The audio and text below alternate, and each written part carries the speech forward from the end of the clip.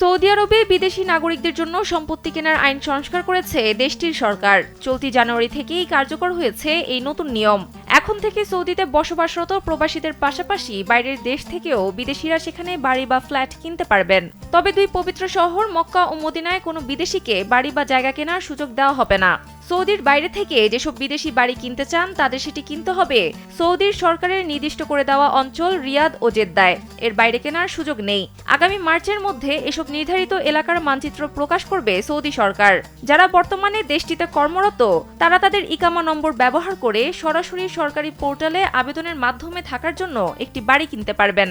যারা সৌদিতে থাকেন না তাদের প্রথমে সৌদি দূতাবাস থেকে একটি ডিজিটাল আইডি নিতে হবে, এরপর আবেদন করতে হবে। যে কোনো সম্পত্তি কেনাবেচার ক্ষেত্রে সর্বোচ্চ ৫% রিয়েল এস্টেট ট্রানজ্যাকশন ট্যাক্স দিতে হবে।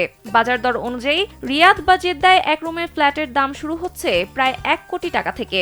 বিলাসবহুল ফ্ল্যাটের ক্ষেত্রে এই দাম ৩,২৫,০০,০০০ টাকা বা তার বেশি হতে পারে। এছাড়া ভুল তথ্য দিয়ে বা বেনামে প্রপার্টি কিনলে ১ কোটি সৌদি রিয়াল পর্যন্ত জরিমানা এবং সম্পত্তি বাজেয়াপ্ত করার কঠোর বিধান রাখা হয়েছে।